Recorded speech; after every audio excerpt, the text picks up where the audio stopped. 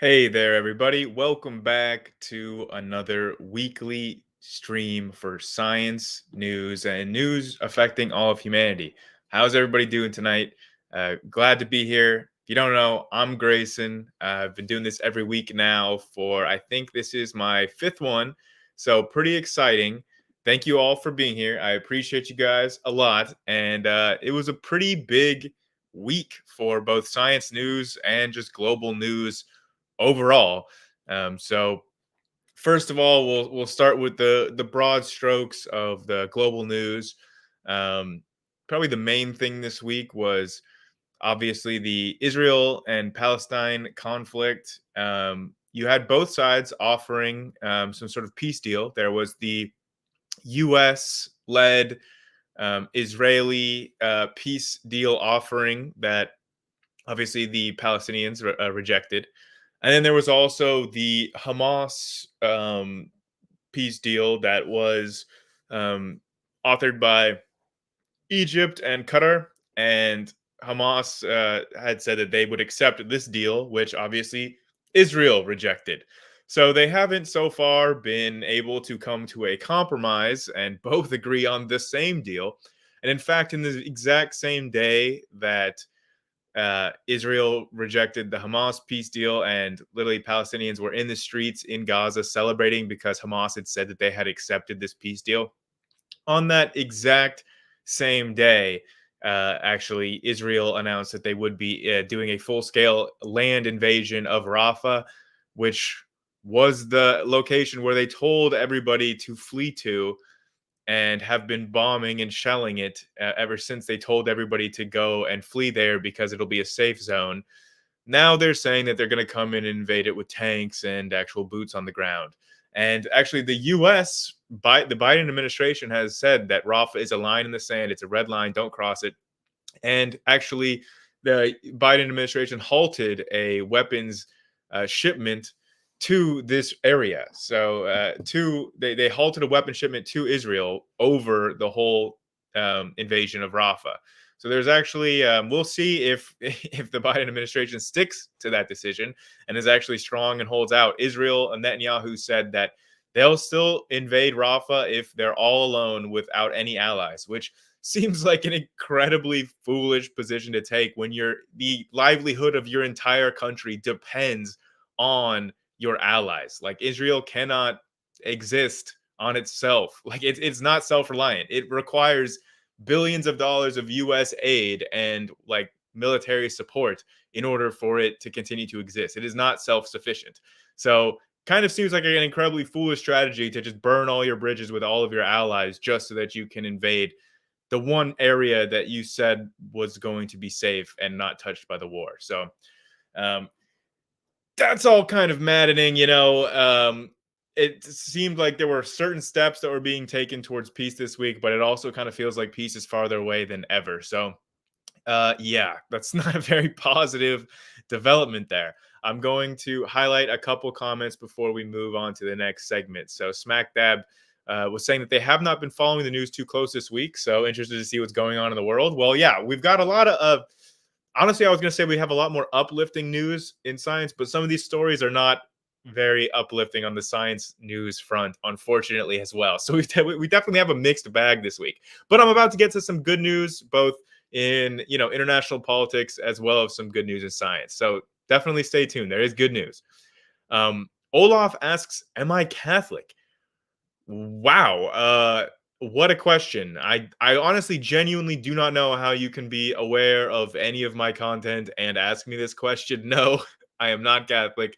I am not Christian. I am not a theist of any kind. Never have been. I was not raised Christian. I've never even been close to a theist. Um, yes, a red line is sure to stop them. Yes, there's no way that they would ever just cross a red line and call out Biden's bluff. That will never happen. Anyways, I promise that there would also be positive geopolitical news here. So this last week also saw conservatives around the world getting their butts handed to them in elections. This was one of the worst election results for conservatives in the United Kingdom in like a generation. They just got totally blown out. No seat was safe. Rishi Sunak's conservative coalition is pretty much eviscerated, and conservatives have not had good electoral results all around the world this last week. Actually, there was like local elections here in the U.S. Where local Republican officials were getting blown out by more than 20 points in what was considered to be very safe seats. And of course, there was different primaries that occurred this week in which Donald Trump barely won three-quarters of the vote when he's literally running uncontested. Like people, like over 25% of people went and voted for a candidate that had dropped out of the election weeks ago. So these are really, really poor electoral performances and massively underperforming the polls for conservatives. So there's a little bit of silver lining there that, things are shaking up a little bit against the Christian fundamentalist wing of the political parties. Um, let's see. Olaf says that they barely watch my stuff, but I just get recommended Christian stuff. Oh, okay. Well, I do a lot of debunking content and debating content against Christian fundamentalists. I'm not anti-Christian by any means, but I am anti-pseudoscience. And oftentimes, a lot of these pseudoscientists in the West are Christian fundamentalists. It's just a really funny coincidence how that seems to happen. Tanya asked, did they say it wouldn't be touched by the war? I thought it was only for that time, a place civilians could go for short-term protection. Well, the Israel announced, told all citizens to flee to Rafah. There's literally nowhere else to go. So if you're saying that the whole time they were saying, okay, well, flee to Rafah, it's going to be safe, but only for the short term. And in the long term, we're still definitely going to invade Rafah. It doesn't, the logic kind of falls apart. It's like, they were telling people to evacuate to a place that would only be safe for a short term. Okay. Earth is Life asks, when will you debate a flat earther again? Well, update on that front. I have been in contact with our friend Nathan, who seems like one of the more well-meaning flat earthers. And we're going to see, can flat earthers change their mind in the weight of overwhelming evidence against their opinion? The open-minded flat earthers. I'm not talking about the grifters out there like, Witsit or Flatzoid. Some of these ones I've engaged with that are just totally bad faith and making their livelihoods off of this grift. Not talking about those. I'm talking about the ones that are actually like genuinely confused and seem to have an open mind. Although, and this is a really, really big asterisk, Nathan did tell me that he thinks that if the earth is not flat, then that means that there is no God. Like he literally said that.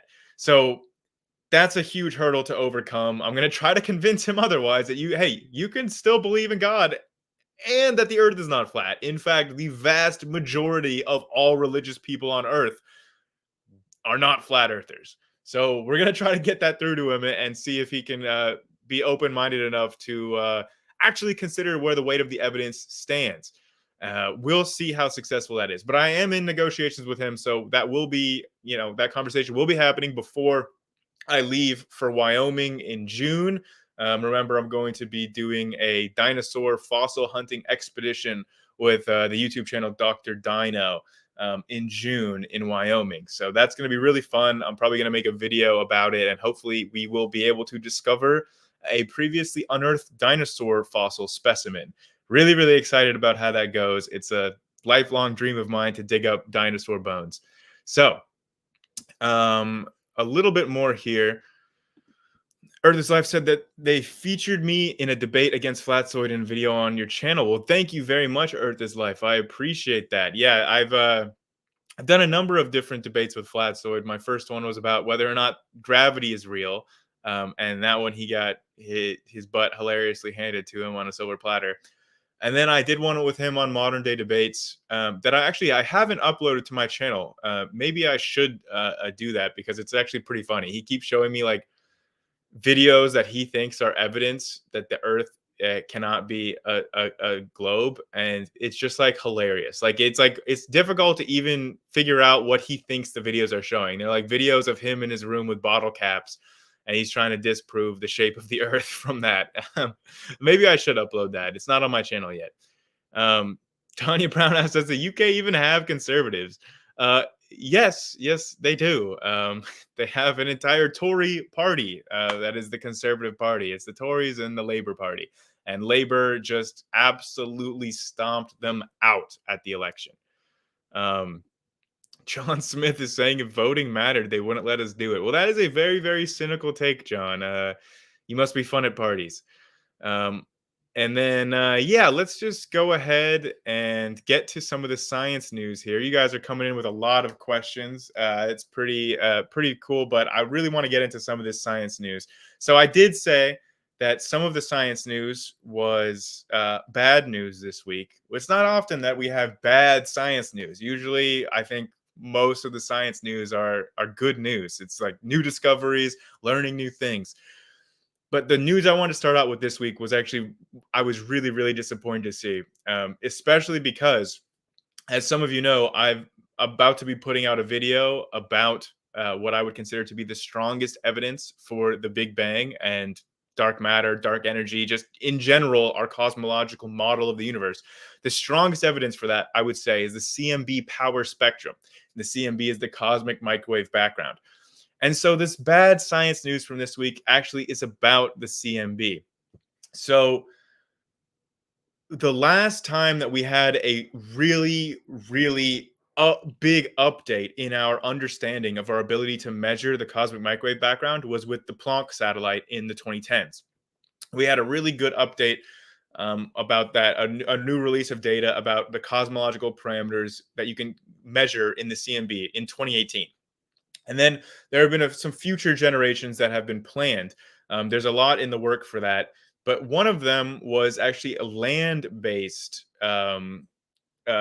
program in order to measure the CMB with accuracy that has never been done before, sensitivity that hasn't been achieved before. This was called the CMB S4 experiment in Antarctica. And just this week, the NSF, US funding, announced that they would no longer be providing the funding for this experiment. They kind of said that they're going to have to recapitalize a lot of the assets that they had in the South Pole in Antarctica, and that it's pretty much up in the air right now what's going to happen with the CMB S4 project, which really, really sucks because, yeah, I mean, the CMB is such a window, a lens into so many of the cosmological parameters of the universe. Like, I'm going to be getting into this video, guys. I'm almost done with the script for this CMB video, explaining exactly why the CMB power spectrum is the strongest piece of evidence for Big Bang, dark matter, dark energy, inflation, you name it. It literally it provides the strongest evidence for the existence of all of these things. And yeah, I'm just really bummed that the next generation of CMB experiments looks like it will not be progressing forward right now. So yeah, really, really hate to see it. But one thing you don't hate to see is your hooligan in the chat, Justin here. Justin is awesome. Thank you so much for the $5 Canadian donation. And Justin said that this is to help fund the membership program so I can gift memberships to your viewers.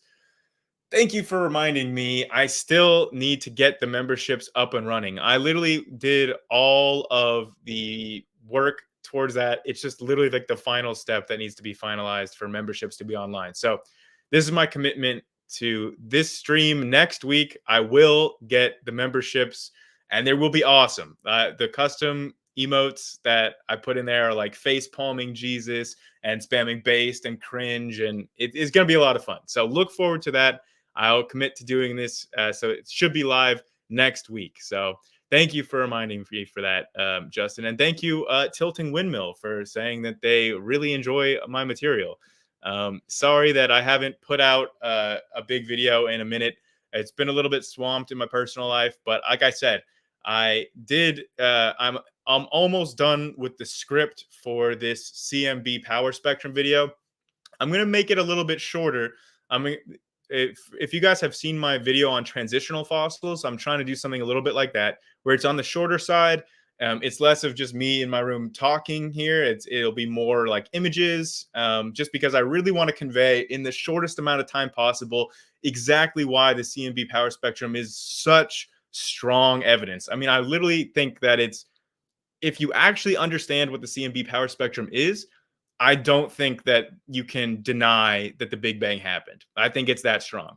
I would really challenge any creationist that thinks that there's no evidence for the Big Bang, or thinks that the Big Bang did not happen. Please watch that video, or otherwise research the CMB power spectrum on your own. And I literally do not think that you can possibly hold to the position that it did not happen if you actually understand what is shown in the power spectrum. And I'd be happy to talk about that too. If anyone listening right now is a Big Bang skeptic, thinks that the Big Bang did not happen, please call in.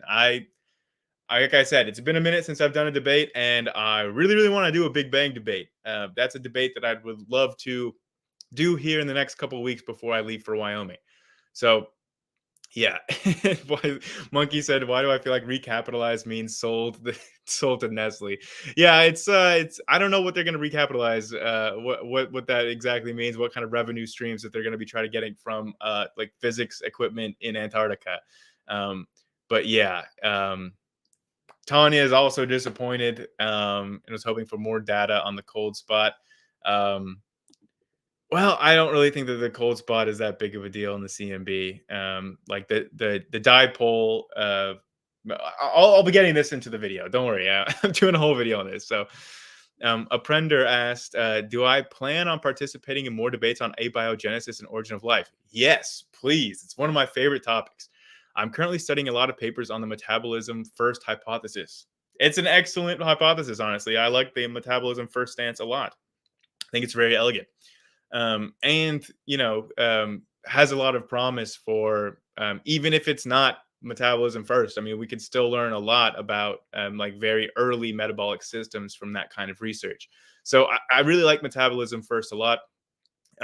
Really, my issue with debates is not so much a lack of me being willing to debate these people, but a lack of finding people willing to debate me on these topics. Like, I love talking about abiogenesis. I struggle to find actual people that are willing to talk about it with me. It seems like I've scared them off, or I can't find them. I don't know. If you guys know anyone, like if you have a friend or a family member that would actually be willing to engage in some of these topics with me, they don't have to show their face. They don't have to put out their name. They can do it anonymously. I don't care. You guys know me. I just like debating and arguing these scientific topics. I like science communication a lot. So I'm always willing to do these. That it's never anything on my end. Like, I haven't backed out of debates.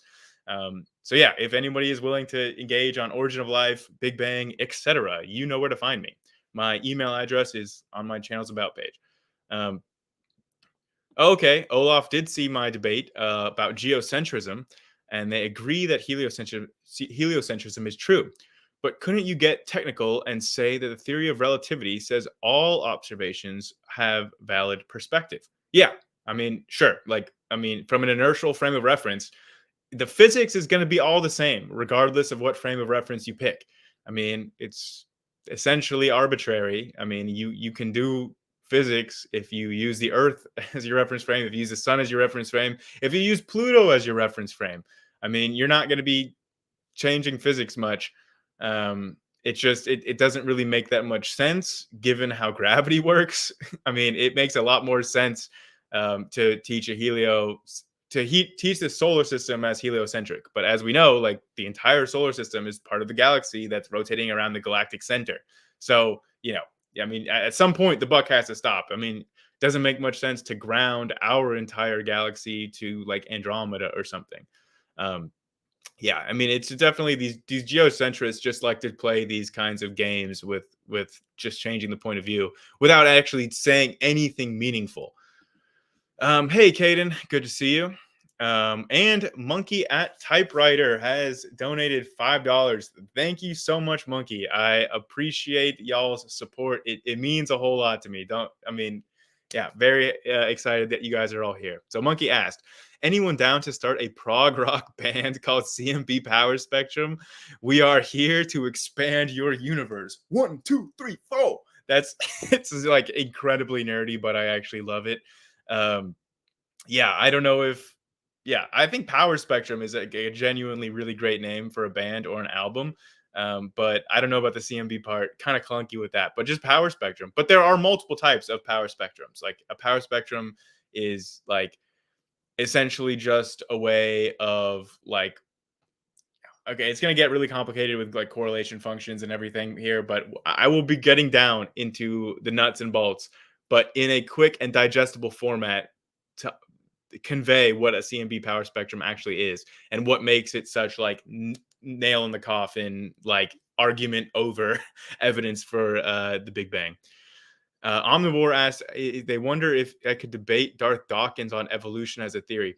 Okay, I don't know if I've told this story on the channel yet, but my Darth Dawkins story, I'm still disappointed by it because I've thought, I mean, it's basically a rite of passage at this point for atheist debaters on the internet to go up against Darth Dawkins. So I said, okay, well, this is something I should do just to check it off and say I've done it.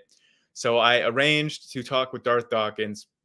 I actually did some research on like metaphysical foundationalism in order to, easily rebuff his same old tired arguments. Um, and it was actually good because it had me reading about, metaphysical subjects that I otherwise wouldn't have. So I appreciate Darth for that much at least. But we agreed on a time and a date. And then that time and date came, and I was waiting for him and waiting for him and waiting for him. Like, I mean, it's not like I was just sitting here doing nothing. I was like, had other stuff on in the background while I was waiting. But it was like a good, like, I think I was on StreamYard for like 4, 5, or 6 hours, like waiting, like just to see maybe he will show up just incredibly late.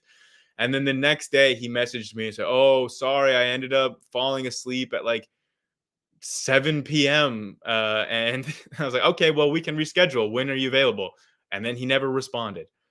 And then I messaged him again, like, hey, we still gonna reschedule that debate? No response. I go into his room on Discord because I'm like, hey, we were supposed to debate, but you never showed up. And he's like, well, let's just talk now. I'm like, I mean, okay, but can you come on StreamYard and we can talk about it so that I can record it? You said it was okay. And he said, nope, let's just do it right now.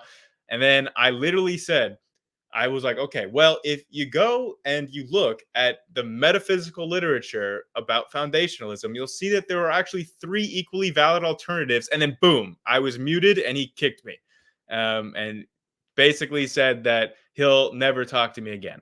So he's probably forgotten that. I would assume that he's probably forgotten that entire interaction at this point. That was months ago. So I assume that he has no idea who I am again and that maybe I can convince him to come back on. But if he doesn't have the ability to mute and kick somebody, it's unlikely that he will make an appearance and have a conversation. So I would be very, very surprised if he was actually willing to debate on evolution or anything outside of his predetermined script. So yeah, and finding people willing to debate who are not Otangelo. Otangelo is not willing to debate me anymore. Those of you might have seen my debate with Otangelo. It's on this channel in the live section. It was live on this channel a few months ago, and we debated about abiogenesis. And he fared so poorly that he will no longer debate me. He says I'm, not worth talking to or something. And he tried to get his friends to come on and debate me, and then his friends rage quit as well. It was that guy in the video that lasted like 20 minutes, and then he quit, and he never even got out of bed. That was Otangelo's friend. So, yeah. Atheist Junior coming in for science. Yes. And we will be getting back to the science news. I only touched on like the first negative bit of science news. And I have so much positive science news from this last week and actual discoveries and learning new stuff that we do have to get to. So it's not just all a downer train. Okay. There is some really cool, positive science news. Thank you, Atheist Junior, fellow lover of science. And look on the schedules, because Atheist Junior has an upcoming debate against old favorite Kent Hovind about a refreshingly novel subject. I won't say what it is. I won't spoil it, but it's actually it should be quite an entertaining debate, let's say. Um, and yeah, let's just go ahead. There's a lot of other comments I haven't gotten to yet, but let's just go ahead and get back to some really cool science news. So, um, I guess I'll stick with space just to try to balance it out, because we had the disappointment with the CMB measurements, and now the for some positive news coming from, of course, it seems like all the recent discoveries in space are obviously coming from the JWST, the James Webb Space Telescope. But this was really exciting. I thought this was a lensing experiment, so measuring gravitational lensing for a number of different quasars around the universe. And this was providing basically the highest precision, the most constraint for the mass of dark matter. So, dark matter essentially exists in these big bubbles called halos around every galaxy. But they actually, in this experiment, they used JWST to measure the gravitational lensing from much smaller halos. So all these little, more, I mean, they're not micro, but more micro details of these smaller dark matter structures that hadn't been um, really looked at in this level of detail before. And they were able to get the strongest constraint yet on kind of the upper limit of mass estimates for dark matter. So this was really, really awesome. Yeah, Tilting Windmill was saying that they thought they saw every JWST study announcement. How did I miss this one? This is on the archive. I saw this from the researchers posting about it on their results. I'm not sure if this is like fully published yet. I haven't seen any PopSci like websites pick this up yet, but I was really excited by this result because just the idea of like measuring the more fine structure of these dark matter halos, especially like the really smallest. I mean, the halos reported in this experiment, in this measurement, are the smallest dark matter halos that have been measured so far, and I don't think that they're associated with their own galaxies. So it's kind of like every galaxy has its own dark matter halo, but not every dark matter halo has its own galaxy.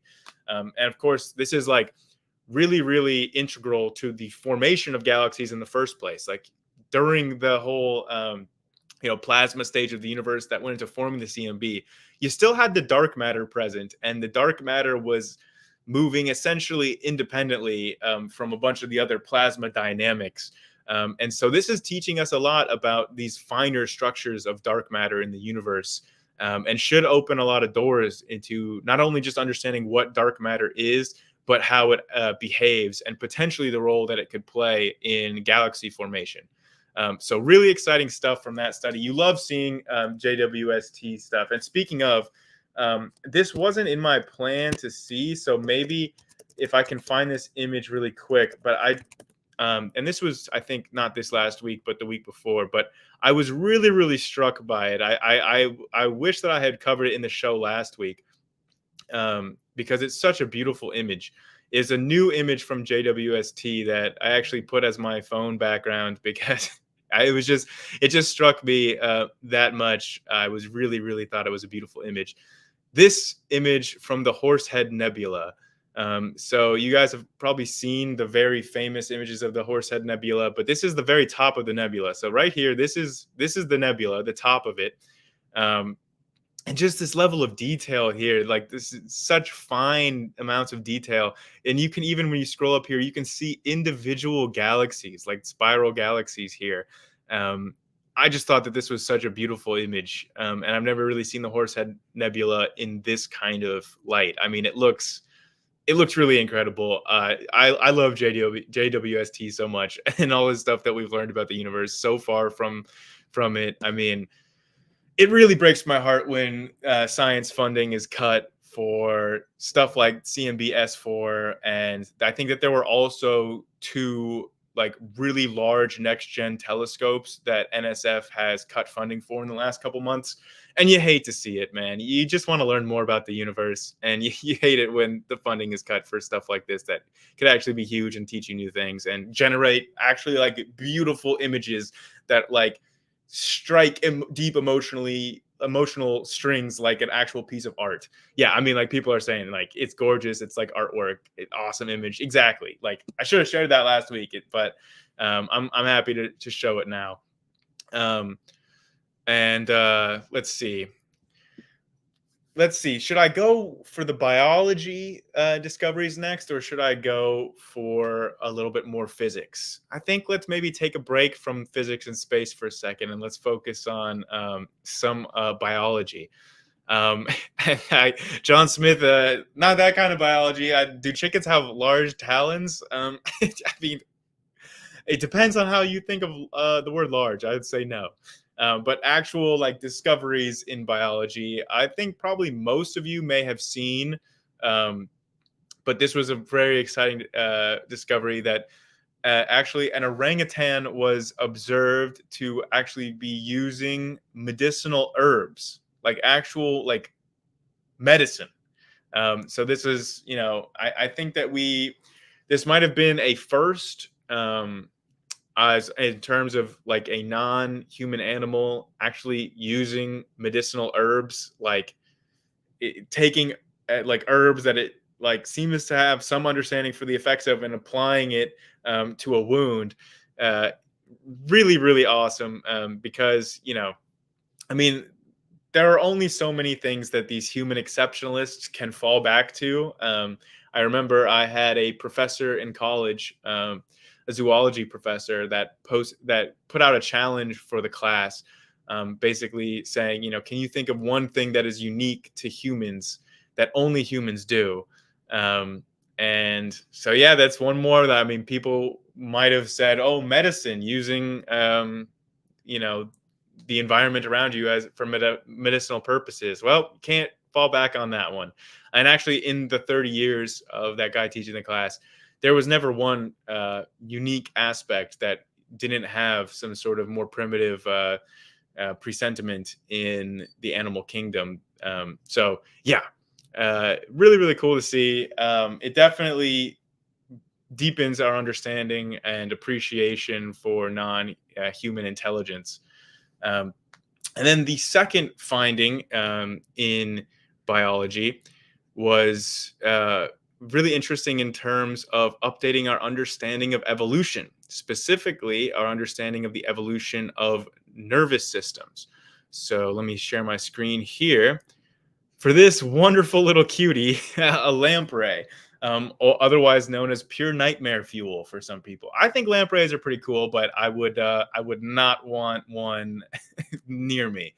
Um, but the big discovery had to do with the lamprey's nervous system, specifically learning that they actually have a primitive sympathetic nervous system, meaning they have neurons that actually generate a fight or flight response, a stimulating, flow of adrenaline for us when you have the environment presenting such a situation that causes excitation of your sympathetic nervous system, and you have this, fight or flight. And it was previously thought that the sympathetic nervous system was an innovation of jawed fish. But here we've learned that lampreys actually do have the sympathetic nervous system capable of fight or flight responses. So this is improving our understanding of how the sympathetic nervous system evolved and when that evolved, and sort of overall how that fits into the broader arc of nervous system evolution. Now, obviously, we knew beforehand that lampreys had nervous systems. Like, neurons and nervous systems are not unique to vertebrates. So they definitely are not unique to just jawed fishes. But actually, fun fact, I just learned this a couple months ago. You guys are familiar with tardigrades, those little water bears that are like incredibly hard to kill. Yeah, those things have neurons. Those tiny, tiny little things. I mean, like they're like microfauna, and they're like just one of the smallest little animals that I could even think of off the top of my head. Even they have organs, organ systems, neurons, hearts. Really, really incredible stuff about how you can actually fit that many organ systems into such a small little package. So yeah, great to see here, deepening our understanding of both how the nervous systems of very basal vertebrates work, but also how that fits into the evolutionary picture. So really cool stuff in terms of biology, and I guess we can sort of transition back to. I was about to say transition back to physics, but there's one more thing I want to cover that's sort of relevant to biology and as well as computer science. You guys might have heard of AlphaFold. It was an AI program that really had a huge impact in biochemistry and our understanding of um, like biochemical interactions on a molecular level, and especially in terms of drug development. Um, that was, I think, from 2021. Don't quote me on that. The first version of AlphaFold came out and like has led to a lot of innovations in the field of like drug development, medicine, and biochemistry. And this last week, AlphaFold version 3.0 was released by Google, and it's like another step in improvement, like another leap, where it's much more accurate. It can compute many more different types of biomolecules, so you can model, DNA, RNA, amino acids, proteins, like pretty much any kind of biomolecule at this point can be modeled by AlphaFold 3.0. So that has released, and yeah, I can't wait to see the kind of research. Like now that researchers have their hands on this new and improved tool, I can't wait to see what kinds of like new discoveries, new modeling techniques, new drug materials, like new understandings of biochemical processes come out of this. So this is like opening up a new door, a new window into understanding a lot of biochemistry. Also, I'm noticing in the chat there's like a weird string of talking about penises right now. I don't know why that is. I'm seeing a lot of references to genitalia. I have no idea what's going on in the chat. I'm sorry. I don't know if I need mods or not, or if y'all are having fun with these conversations, or if we have a troll in the chat somewhere. I haven't really been reading the chat, so I kind of have no clue what's going on with there. So let me know if let me know if y'all need help in the chat. Um, yeah. Like what is going on here? What are you doing? I have no idea what's happening right now. Um, yeah, let me know about that. Um, and finally, oh, okay, maybe this has to do with Atheist Junior's topic that he's going to be getting into with Kent. Maybe that's what spawned this whole genitalia stream of comments. But okay, one more bit of science news before I open up for call-ins here. We've got Maya continues to push her Grayson is a prude agenda. In, you know what? On this, I'm not even gonna fight back. I don't know why everybody's talking about genitalia in the side chat here. We are gonna talk about the much more serious topic of glue balls. That's right. This week, some scientists, I believe, out of a particle accelerator from China, Beijing, announced experimental evidence for the detection of glue balls. So, for those of you that are not familiar with glue balls, super, super fun. Shows that, physicists maybe have a sense of humor. A glue ball is a very exotic kind of composite particle that's a combination of a bunch of gluons. So no quarks involved. Normally, like a proton and electron is some quarks bound up by all these gluons. And gluons are actually like responsible for the majority of mass for most atoms. Like the majority of mass in a human body would not be coming from the electrons or the quarks that make up the protons and neutrons, but the majority is actually coming from the bound up energy of all these gluons in the nuclei. So what happens when you get a bunch of gluons and they're bound together by these strong interactions, and they overall have a neutral color charge? It's a glue ball. It's one of the biggest predictions of the standard model that has not yet been experimentally confirmed. Um, I mean, I didn't really think that the standard model was in that much of a danger, because we all know that the last time that they had a big prediction that was yet to be confirmed, that was the Higgs boson. And we all know uh, the Higgs boson is real. They found it like over 10 years ago.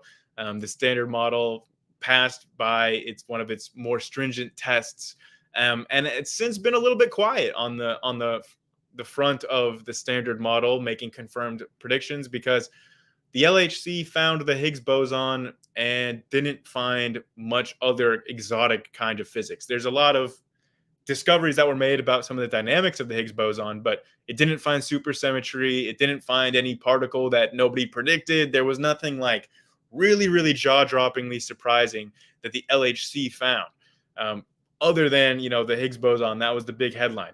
So this could potentially be really big in particle physics if the glue ball is confirmed by these results.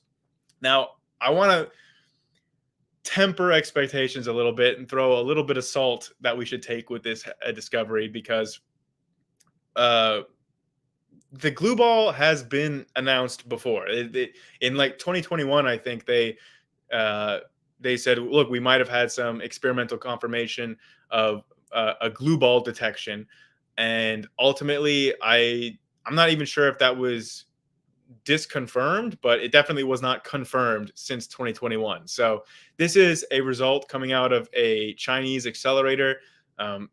They previously thought that they had another kind of particle, but then when double checking what that mass was, it actually came out to be like right at the mass predicted for glue balls. And so it's looking very promising, but take it with a big grain of salt. It might not actually turn out to be a true glue ball detection. But if it is, I mean, that's like huge news for particle physics and the standard model. I mean, we haven't seen such a big discovery of a new kind of matter since like finding the Higgs boson over 10 years ago. So I don't know why people keep saying blue ball. It's glue ball with a G, guys, like gluons, glue. So, okay. Yahugan said, is he the only one that thinks that means there is no chance Grayson? Okay, well, you guys and the genitalia posting in chat today. Okay.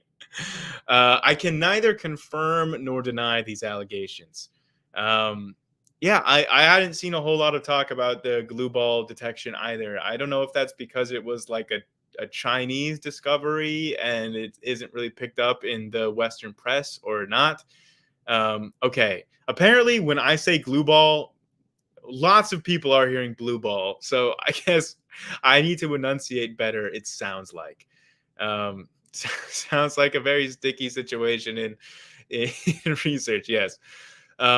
Okay, yes. I see now. I see now that maybe this was not the best way to transition away from the genitalia posting in chat with the glue ball discovery. I see now that was maybe a little fraught. But yes, those were the major discoveries in science that I wanted to highlight this week. I don't think that there was anything else that I didn't get to that I wanted to get to. So if I missed anything that you think is worthy of highlighting, a scientific discovery that I missed in this week's recap, please call in or post in the chat and let me know. Hey, Grayson, you forgot to cover this really important new discovery, because if I didn't know about it, I would really like to. I mean, it's no secret on this channel that I love science and history. There wasn't any news that I came across that I felt really needed to be warranted to be shared in archaeology or new history studies. So If there's anything like that, also continue to share. This is a platform of sharing science discoveries and science communication. So, and here we go. Someone I haven't seen in a minute, Jungle Jargon. He said he just felt like having a discussion with me. You said I had bad spelling, not a very good argument. Well, Jungle, uh, you know, it is a call-in show. If there's something specific that you want to call in, and we can have, and I want to emphasize this, a respectful two-way conversation where we both get to finish sentences and we don't turn it into monologues. Like an adult, normal conversation between two normal people. I'm happy to have that conversation. Um, Justin thinks he's in danger of losing his wrench. Yeah, I'm going to take away your wrench, Justin. You're being very irresponsible. Try that. Is John Smith a troll, or is he just being sarcastic? I really I don't know. Let me know in the chat. Um, the hand of God from photo from Hubble was amazing. I can show that because that is an amazing photo. It's space photography is such an amazing field here, and I believe isn't that the Horsehead Nebula like we were showing before? Um, obviously it's going to be a little bit less detailed than the current generation of. Let me just share my screen here. Yeah, really beautiful. I guess this is a poster of it for 140 bucks. No, thank you. I'll just admire it here on stream. But yeah, I don't know exactly which part of this, the JWST scene, but it was like one of the top parts that we had seen in that previous image. You can just see how far the instrumentation has progressed over the last like 20, 30 years. All right. So we have our friend here returning to the channel, Jungle Jargon. Welcome. Is there anything specific that you wanted to discuss today? Yeah, hello. Hey, Jungle, I I don't can hear see, you okay. You're a little bit low, but I can hear I you. don't see my image. I don't see my image. I also don't see your image, but Yeah, normally you like the Jaguar print, right? I can imagine it. yeah. But it's been a while since I talked to you. Yes, it has. Yes, it has. Was there anything specific that you wanted to talk to? Did you catch any of the previous parts of the stream? Um, yeah, you could just like reiterate some of it. Well, I was just going over the general science news. It's nothing in particular, but I know that you are a creationist. I know that we have had lots of arguments in the past. So if there was Yeah. anything new that you thought, hey, here's a new argument, or here's something that we haven't talked about before, or anything along that nature, usually on a call-in show, you do call in with something maybe specific that you wanted to talk about. Well, I can talk about the breakup of the continents, or the genomes, or the you know anything else. Okay, what do you mean by the breakup of the continents? Is this part of the flood? No, that was after the flood. The breakup of the continents was after the flood. Yeah, Interesting. yeah, That's a little bit different than the common yeah, creationist view, yeah, right? yeah. It is. Yeah, it is. So you want to talk about that? Like, what? How does the break? So during the flood, there was Pangea that was underwater. There was one continent. Is that what your model is? Yeah, yeah, yeah. And then, so what caused the breakup of this supercontinent after the flood? Well, well, yeah. They were all conglomerated at the South Pole, and then and then it was like all out of balance and everything, and then it broke apart, and this centrifugal force that shoved South America and North America and Asia up into to the Arctic. It's So kind of self-explanatory. okay, so what time frame are we talking about here? How long did it take for these continents to drift into their current positions? Well, it was pretty fast. I mean, it was like 100 years after the global flood when they broke apart. And then it was a violent activity, so Mhm. everybody like ran to their own families and stuff, and they began speaking their own languages. You know.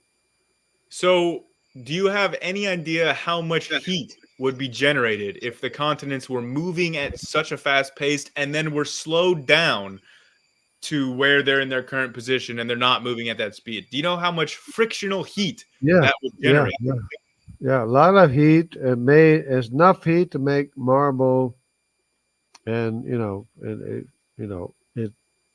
solid, or melted the fossils in their place. So, like you're saying that the actual layers of fossils were also generated in this event after the flood? Well, the layers are put down first, and then the heat generated the heat enough to melt the sedimentary layers so that the fossils like became marble. The fossils became marble, but most fossils are not marble. Oh, well, a lot of them are. I mean, Are they? yeah, yeah. Are you Have you sure ever about been that? to? Have What you ever gives you the been to? confidence to say that? Have you ever been to Orlando Airport? Um, no. Yeah. If you look at the tiles on the floor and on the walls, it's all marble and it's all melted sediment layers with fossils in them. Can you name one fossil that was found in marble or is made of marble? Just one. No, they were frozen in time by the heat in sedimentary layers, and then they dug them up and they they cut them in slices and they put them in Orlando Airport. Okay, so and you believe that during this time where these continents are moving so fast and generating enough heat to marbleize fossils that there were people living on the continents at this time that were not affected by this heat? Yeah, obviously that's what happened because you have sedimentary layers with fossils that were marbleized and heated and melted, and now they're in Orlando Airport. And I mean, it's not the only place, but that's one place you can walk through and see all the sedimentary layers with fossils in them. All right, I'm gonna try to get an image here from the Orlando airport, if we can see, so I can make sure that we're talking about the same things. So let me share my screen here, get an image. Is this the kind of display that you're talking about? This, I guess, this is the Orlando Science Center. Is this anything like what am I Yeah, finding here? Is this at the Orlando International Airport right here? You're saying that yeah, yeah. That's this it. is That's it. an You example. got it. You got it. You got it. Yeah, I have Okay. all kind of videos. I have all kind of videos on it. Right. Okay. So you understand, like, okay. So most fossils are found in sedimentary layers, right? And Right. marble is not sedimentary. No, it is. It is sedimentary layers. It's melted sedimentary layers. I mean, it's sedimentary layers more melted into marble. So how do you explain the vast majority of fossils that are not marble or marbleized? No, no, no, no, no. That's another subject. We're talking about sedimentary layers that were melted and frozen time, as it were, marbleized the fossils. Yeah, I just don't understand how you think that there's enough heat to turn sedimentary layers into marble, but that's not enough heat that would kill any humans living on those continents. Well, yeah, yeah. Obviously, there's enough heat to turn the sedimentary layers into marble while the people up above, who knows how many fathoms above, were breathing oxygen or whatever. Could you repeat that one more time? I don't think I understood your argument there. Well, that all happened down below, and the heat was down below. There was obviously a lot of heat down below, but obviously, water is a great, uh, you know, And barrier I'm against seeing here heat. some people are saying that that is not marble. Um, are you sure that that is marble What in this Orlando airport? Is it not am trapped? I? You have to go there and tell me it's not marble. Well, how do you know it is marble? Well, because it is marble. That's a little circular. Did you just eyeball it So, and say that looks like yeah, marble to you, yeah, and you're a marble expert? I eyeballed it because it's melted and there's fossils in the tiles, right? Okay, and I want to be clear about something here. You're So you're my saying that friend. there's an immense amount of heat generated in the bottom layers, that enough to metamorphosize sedimentary layers into marble, but that heat stayed at the bottom layers and did not affect the surface layers where Right, humans are living. right, right. I mean, Do you have like obviously, any calculations that would show this kind of insulating effect, or are you just saying this has to because happen because humans exist now? Grayson, please, water is an insulator. Water is an insulator of heat. Yes, yes, I mean, water absolutely. has a high specific heat, but if you heat up the bottom of water, you're also going to feel that. And we're not talking about water, even. We're talking about continental layers. Yeah, we're talking about what we're looking at. That's what we're talking about.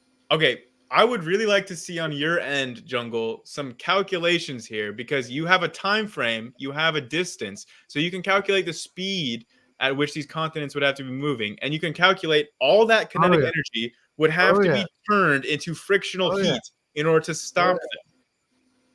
Well, So I would like to that was see I'd love to no. see That's you calculate how much heat would be generated in this process you're proposing. when you're talking about after the global flood, Uh-huh. when the continents broke apart and they slid up north, right? I think that is what you're talking about. Yes. Well, that's another subject, but yeah, the continents broke apart and they slid up north because of the, you know, you know, cir- circumference force. Okay, I think even you laughed a little bit at the end of that one. The centrifugal force. You know what centrifugal force, right? Yeah. Centrifugal force. Yes. Yeah, yeah. Uh-huh. You know what that is, right? Yep. Yeah. What does it do? It's a pseudo force that No, no, no, no, no, no, no, no. It's an actual. It's a real force. well, you can measure it in newtons, but it's still a pseudo force because it's a result of No, changing your no, coordinate frames. no. It's not pseudo nothing. No, no, no, no, Well, no. no, definitionally it is. I'm very much doubting that, considering you just called it the circumference force. Um, Centrifugal force. I know you corrected yourself, but again, the centrifugal force is not going to make continents break apart from the South Pole and go to Oh, their current position. absolutely, That's not how that works. absolutely, absolutely. If the whole thing's oblong and wobbling and it breaks apart and then it's going to go north from where it's at from the South Okay. Pole. People are saying that you're just trolling me, that you're not No, able to debate this one. no, I think that you're no, being genuine, Jungle. That's what scares me. no. Is I think Yeah, you I am. really do think this is makes sense. I believe it. I believe it. Yeah, I really do think that you believe it, Jungle. I just don't know why. Like you seem to have so much confidence in the thoughts that your brain generates, which to I think No, that they're original. I think that these are no, unique thoughts. I have not heard no, no, other no, creationists no, saying no, this. I no. don't think you're getting it from people. But my Grayson, question is just why do you trust yourself so much Grayson, that you have such Grayson, confidence in your own Grayson, ideas at being correct? Grayson. I have a lot of experience of my mind generating thoughts. Okay. Yes, generally we all do. That's a function of being alive. Yeah, but I have more than other people. If you know anything about me, Again, I have. this confidence coming from you. I just don't know why you feel that you can be so confident in saying these things. Well, because it's just bears out. The facts bear out. Does it? Okay, okay, wait. What is one fact that bears out from what you're saying? What is it? Show me the facts, the factual support for what you're saying. There you go. There you go. Okay. Okay. How about the stamp? You know what a stamp is, right? A seal, like a stamp, Yes, I know seal. what a stamp is. How about glacial striations? You following Uh-huh. me?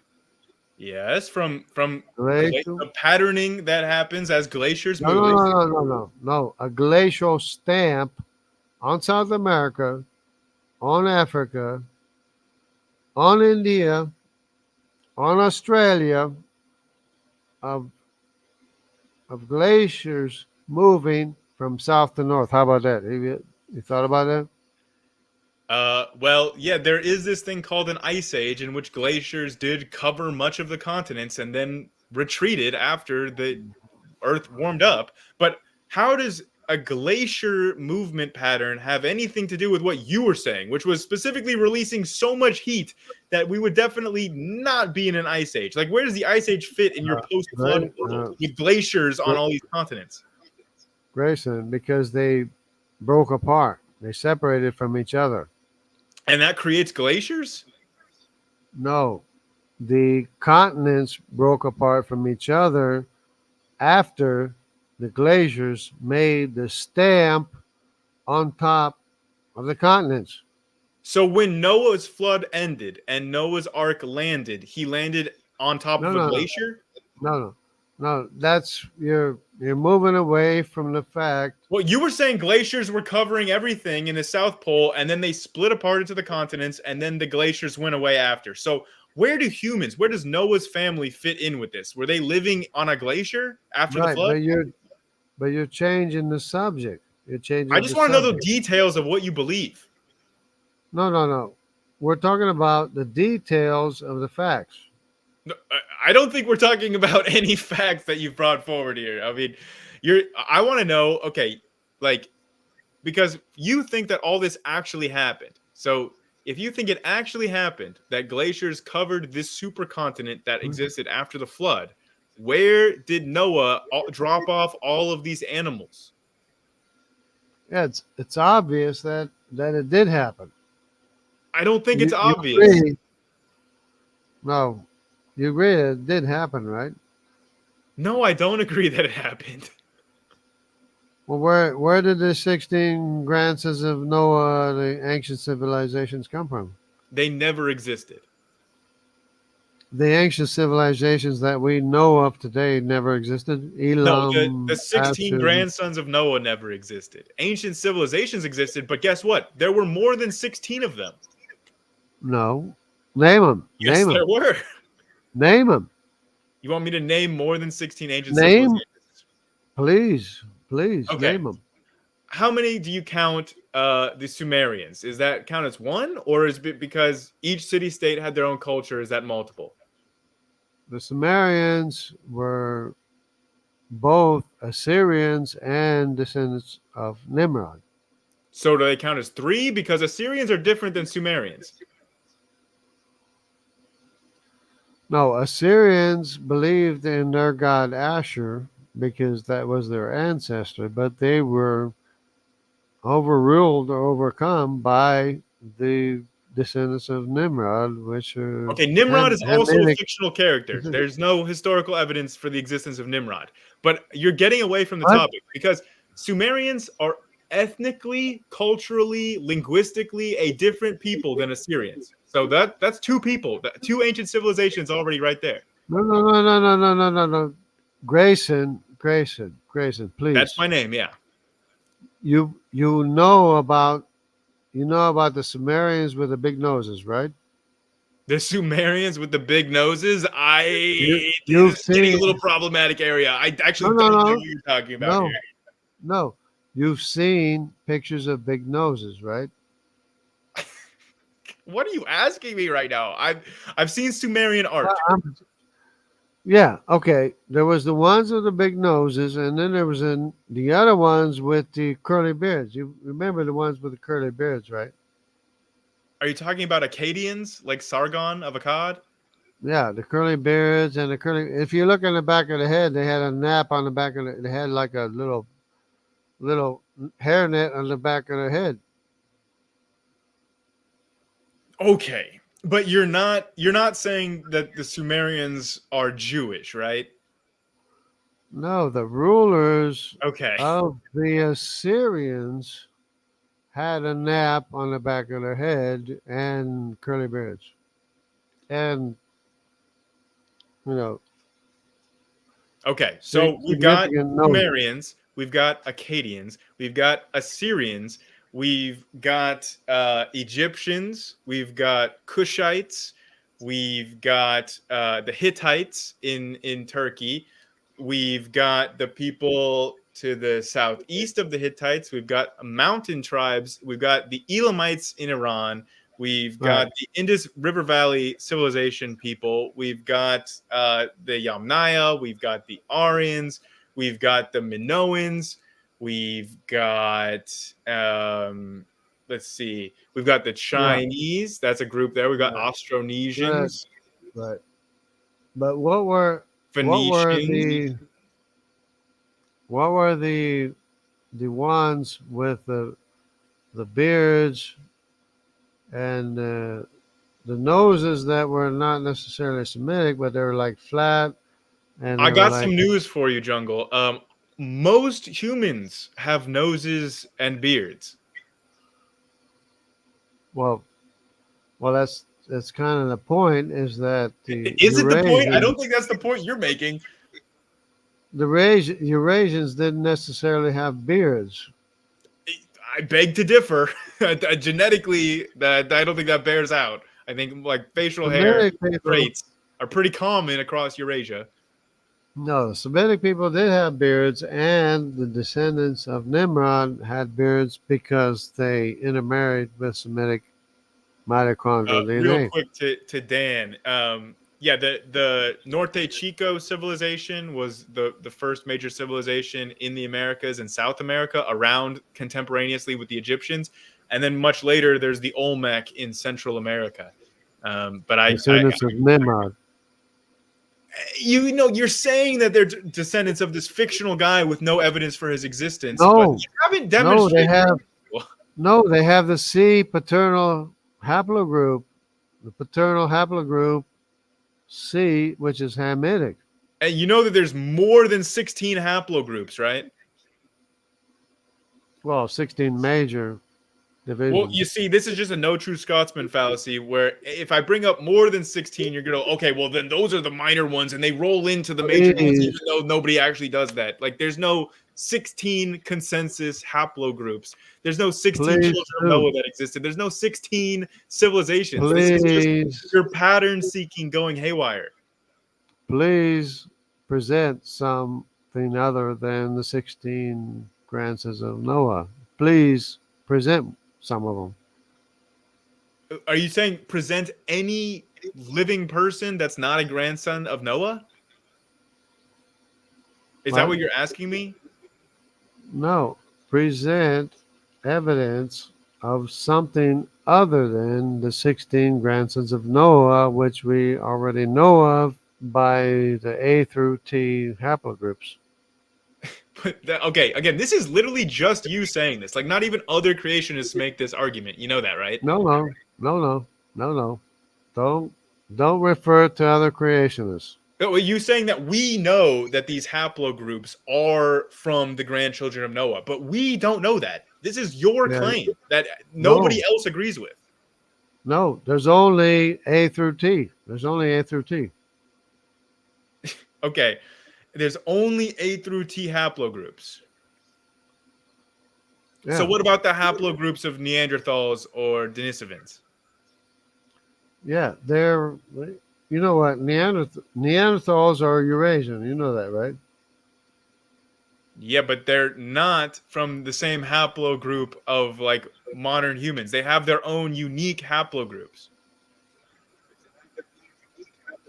Well, because they're more similar to Eurasians than they are the Semitic populations or the Africans, right? Well, no, they're more like I think that the people that have some of the highest Neanderthal genetic similarity are like in Papua New Guinea. So, you're a little bit off. No, no, no, no, no. That's Denisovan. No, that's both Denisovan and Neanderthals, and a No, third group of no, archaic hominins no. that are represented in like Papua New Guinea. Denisovan, Denisovan is a mix of Neanderthal and Hamitic, which It's really you not might though. call You're literally African. making stuff up. You might call it African, but it's Hamitic. No, But it's they not never. African actually. Denisovans are not Okay. African, and they're not Neanderthals either. But they are because they They're have the not D though. haplogroup. They have the We D have the haplogroup. genetics on this jungle. You're just arguing against Grayson, facts at this point. Grayson, Grayson. They have the D haplogroup and they have the C haplogroup, both of which are Hamitic No, they have like an in the Altai A000 Mountains. haplogroup, which no humans have today. In the Altai Mountains, No, both they're of them, literally separate from Neanderthals both, and modern humans. So this is not both. one of Noah's grandsons in your No, imagination. Like, Grayson, please. Both the C and the D are in the Altai Mountains when they, where they found the Denisovans, and plus the Papua New Guineans and the yeah, but Negrita. again, Denisovans are not C or D haplogroups. We have their genetics. We know that they're not in haplogroups of modern humans. They are different. They have a C or D They haplogroup, don't, though. right? You're lying. No, they do. You're just saying no now. You don't have No, an argument. You don't have no, but evidence. please, listen. Even if they don't have the Y chromosome, they have the autosomal DNA from the C that was in the area and the D of the Tibetans and the Mongolians and the Japanese Okay, you know and that the the Mongolians haplogroups that from you're the C. referencing, the C's and the D's, are like Yeah, not autosomal Hamitic. DNA. So it makes no sense what you just said right now. Hamitic. No, they're Hamitic, but they're Hamitic and No, they're they not leave their Hamitic. That's not a autosomal. real thing. But they leave their autosomal DNA from Africa. I mean, supposedly from No, it. they're literally we are Oh, more African than a you're Denisovan. breaking up. You're breaking apart, Grayson. You're breaking up. You're falling apart. Yeah, I'm falling apart in You're front of falling apart. the massive weight of all the scientific evidence that you've brought to bear. You're falling apart. You're breaking apart, Grayson. Yeah, you said that already. So where's there evidence for this claim that Denisovans are It's African? well, obviously the D haplogroup is African. The C haplogroup is African because it comes from before E. E is Mitzrayim. E is African. Oh yeah, that's all I'm sure very, very well substantiated by the weight of genetic evidence. Dude, you're great. Absolutely. I mean, how do you have Absolutely. the confidence to say like things that you're literally just making up on the spot? I'm not making it up. I've studied it for years now. Look, I don't know what you've been studying for years, but I think it's probably just like you reading Bible passages and getting confused about actual genetic studies. No, I'm studying the genetics, Okay, the okay. absolute. What other geneticist agrees with you? No. That doesn't count. Doesn't Oh, count. it doesn't count?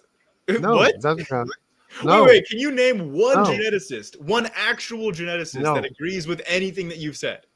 You have to name a geneticist that will absolutely say something, in reference to what the evidence is, what I'm showing Literally you. all of them will say stuff in regards to what the actual evidence is. That is their job, is to look at the genetic evidence.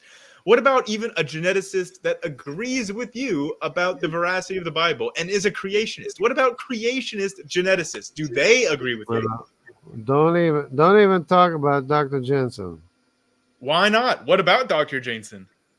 because he thinks that the J haplogroup is Grecian or Greek or something. Okay, so wait. You're saying that an actual PhD geneticist who is also a creationist like you, he does not agree with your takes about all of this genetics that you've been bringing up. Why is that? Because he doesn't recognize the colon monohaplotype, which is J1P58.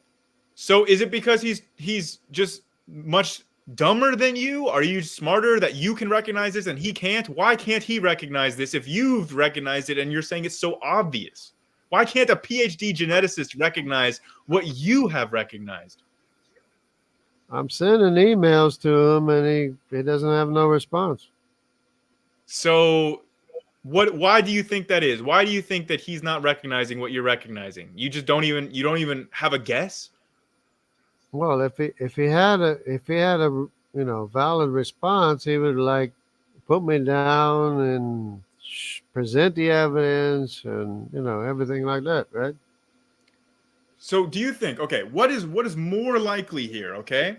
That all the geneticists on the planet, including the creationist ones, are just too stupid to recognize what you've recognized, or alternative number 2, maybe you just have an overinflated opinion of your own thoughts that you think that you're onto some truth, but in reality you haven't discovered anything. Which one's more probable? Well, I mean, you tell me, right? It's definitely option number 2. I think everyone can recognize it's No, option number 2. no, you have to like present something, right? Well, I already cited the fact that Neanderthals and Denisovans do not have Homo sapien haplotypes, which debunks your entire notion that there's only 16 haplotypes, all descendants of Noah's grandchildren. Denisovans and Neanderthals, they have everything we have.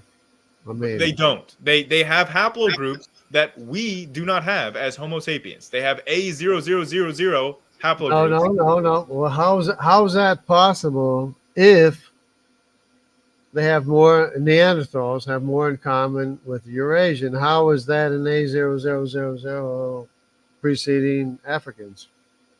Answer. because they did not pass on their haplogroups through their offspring. There were certain alleles of Neanderthals that are passed down to the modern day, but their haplotypes are not. Because guess what? They're not descendant from Noah's grandchildren.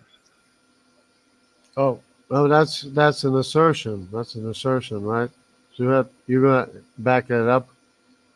Sure, yeah, we can back that up with studies of the entire field of ancient DNA, which stretches back far earlier than the date you think corresponds with Noah's flood. So we have ancient DNA sampling from many You thousands of do. years ago. You do. Yes.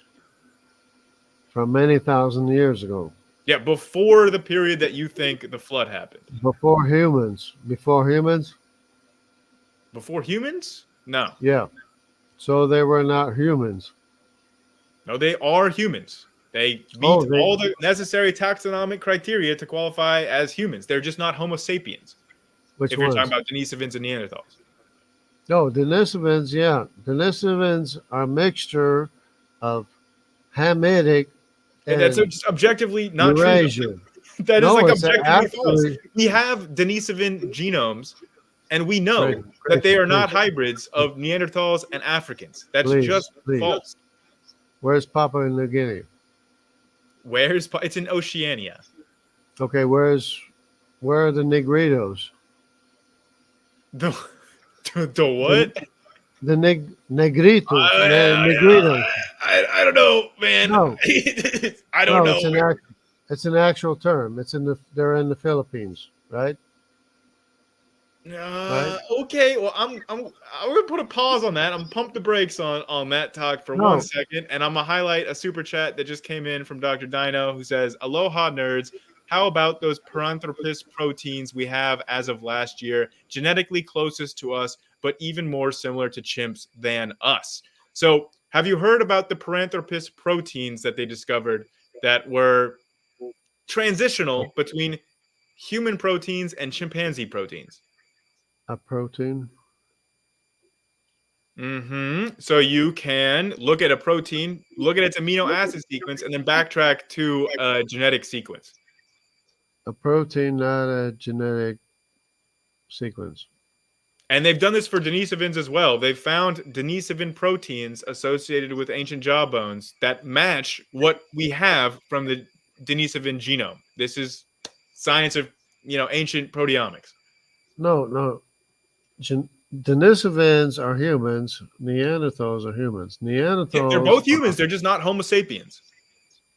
but they're But what Neanderthals are about Eurasian. Paranthropus, though? That's what the super chat is asking about. Paranthropus, which is specifically not a human. It is an ancient hominin that is not fully human, but it's closer. Its proteins are intermediate between humans and chimpanzees.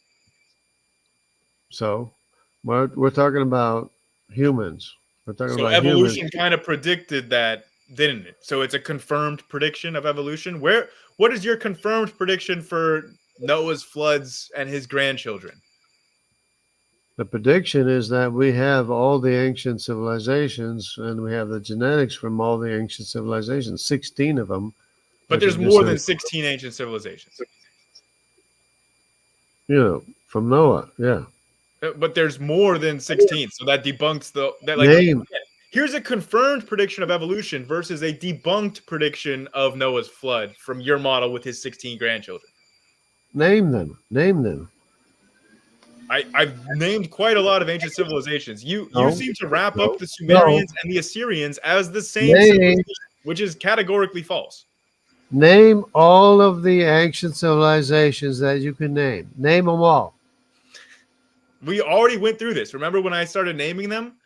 Oh, you didn't. You never. How many did you name? How many of them did you name? Did you name 16 of them? You want me to name more than 16 ancient civilizations? 16 or more. Yeah, name more than 16. Yeah. Okay. Absolutely. There's the Sumerians. There's the Assyrians, different people. There's the Hittites. There's the people of Yamhad. There's the Canaanites. There's the Egyptians. There's the Cushites.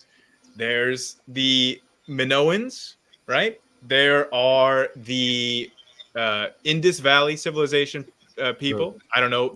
We don't know their ethnic denomination. There's the Aryan people. There's the Bactrian people of the BMAC civilization.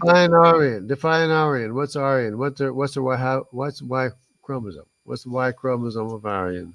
I don't know that off the top of my head, but these are the people that swept down into India from the Eurasian steppe on chariots. They were one of the early adopters of chariots and chariot warfares from modern day Kazakhstan kind of region. Anyways, I'm still going here. There are several Chinese civilization before you have the first dynasties. Did you get to 16 yet? Almost there. What's the Chinese? I haven't even gotten to the Americas yet, but we can name. What's the Chinese haplogroup? What's the Chinese haplogroups? There are multiple. It's not just one ethnicity in China. How many? Not just one ethnicity. There's the Southern Chinese, like the Longzhou culture, right? And that became Austronesians. Eventually, those are where their DNA went off to, is through Polynesia. There's also northern. There's multiple civilizations in northern China. There's like the Longshan.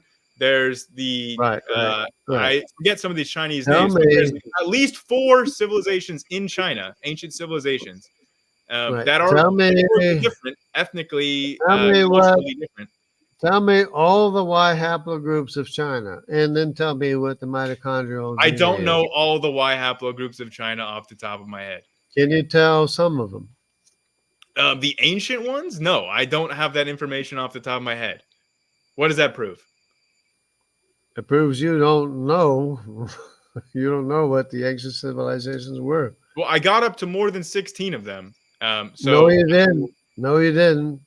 You can't even tell me. You can't even tell me what the Y chromosome of the ancient Chinese civilizations are. Well, there's multiple of them, and that's not information that I go around memorizing. I mean, I don't think that's quite like a ridiculous point that you're trying to make it, that I don't know the haplogroups of all the ancient Chinese civilizations. It's a little bit silly to expect me to have that information memorized in the first place. I'm only asking you the Y chromosome of the Asians. But Uh, there's not just one. That's the issue. Is that you think that there's tell just me, one, but there's okay, multiple. tell me how many, tell me what they are. There's literally okay. The Liangzhu have a different haplogroup than the Longshan people. Okay, Do you know about the D haplogroup? the D haplogroup. What about it in specific that would relate to this conversation? It's Hamitic.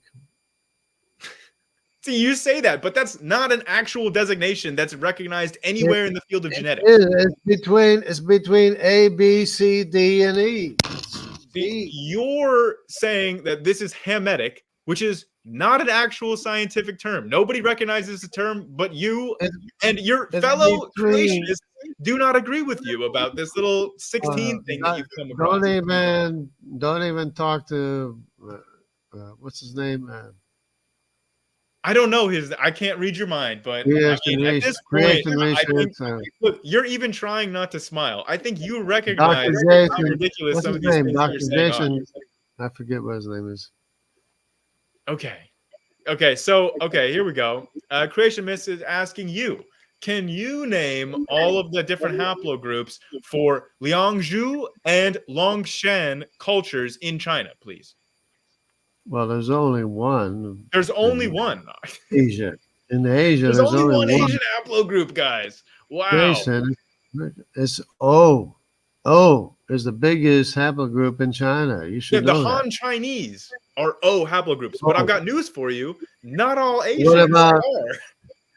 what about the N? What about the Siberians that are in? Siberians are not Chinese. Well, they don't contribute. They're not part of the Longshan How or about Liangzhu how about ancient the Chinese sea? civilizations. How about the sea that went all the way to America? How do they don't contribute to the Asians I'm sure that there are some Asian people today with C haplogroups. We're talking about and ancient DNA here and the ancient D haplogroups. and the D? What's the D? What's the D? I Tell me where again, the D I is. literally think that you're getting confused between modern haplogroups, No, of no. which there are more than 16, and you're trying to say that there was literally just one haplogroup for all of ancient We're Chinese civilization. starting. We're starting one by one, right? We're starting with O, which is Asian, right? Right. No, O is not just Asian. There are multiple That's haplotypes in the Asia. Why are biggest Y chromosome of Asia. It's the biggest Y chromosome of Asia. okay, man? I'm sure it is. It's not in Europe. You're It's not talking in about Europe. today. You're talking about It's not in haplotypes Europe. It's today. not in Africa. It's in Asia. I never said it wasn't Africa, dude. Okay. At this point, man, most of my chat thinks that you're not being serious. Most of them think that you are genuinely trying to troll me and you're just making stuff up to have fun here. But I'm telling the truth. O is the largest haplogroup in Asia. Again, when who cares? That's today. Was it the largest haplogroup in Asia in the ancient Chinese What else, civilizations? Jason? What else is in Asia? What else is in Asia? Tell me. Beyond just the Chinese Han people? You know that in modern day Besides China, the wait, O, wait, wait, wait, wait, besides Uncle, the O. Uncle.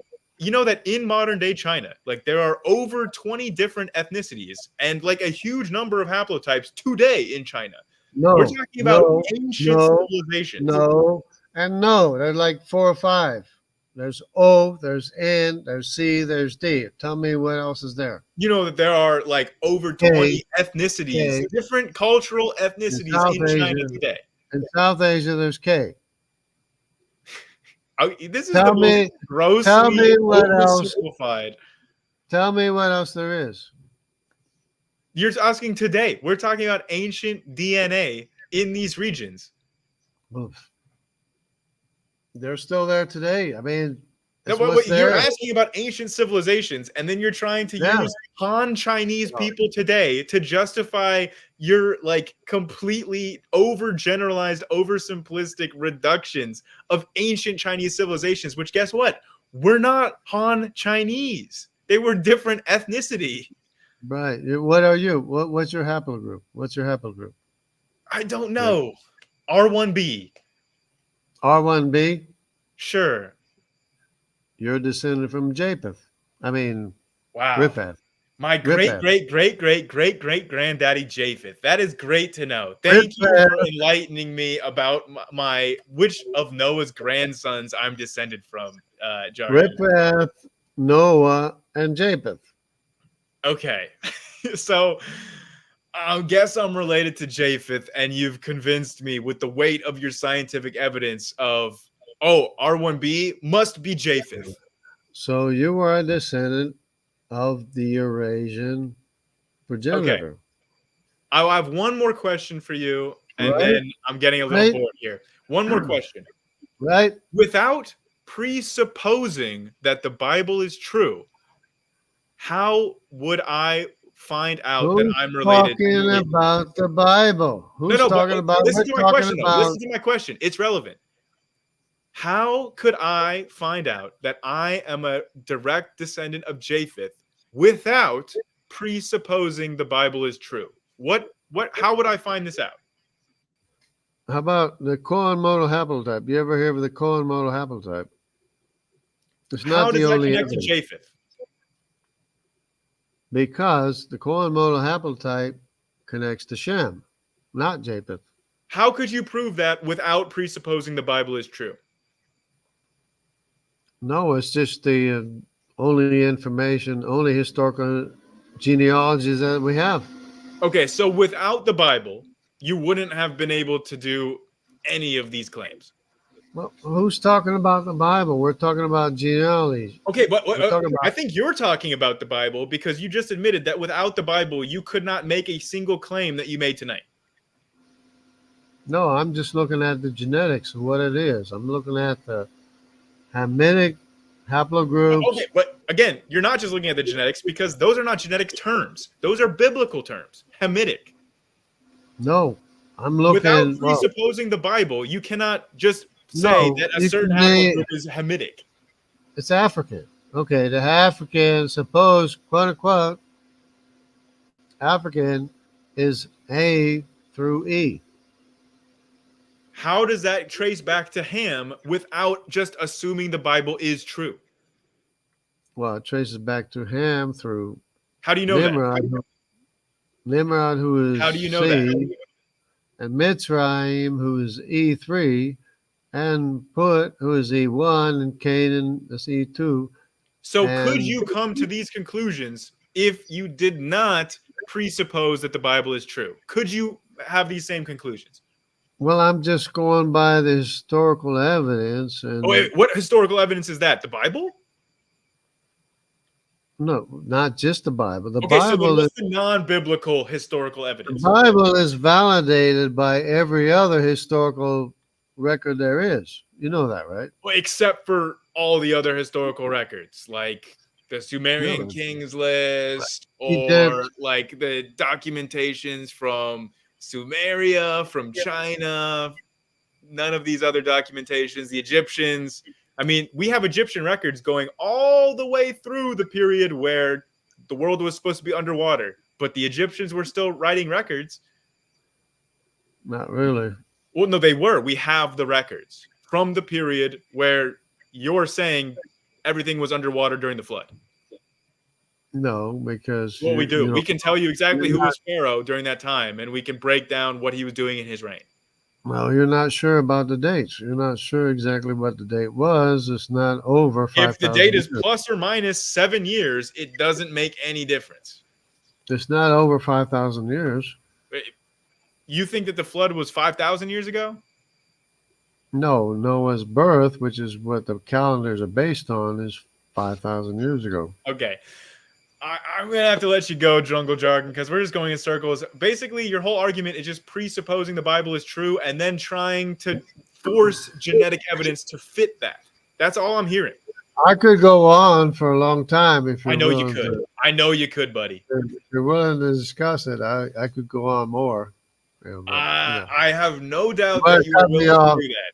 Cut me off. Yeah. Okay. Well, I will talk to you later, Jungle. It's always a pleasure. And I appreciate that this conversation remains civil and there was minimal talking over each other. So I appreciate that one. So Have a And good rest of your day right, there, Jungle. I appreciate you too.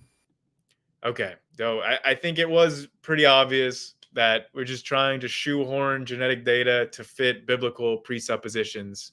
But yeah, I'm gonna let Doc Dino on here. Call in. Hey Doc, how's it going?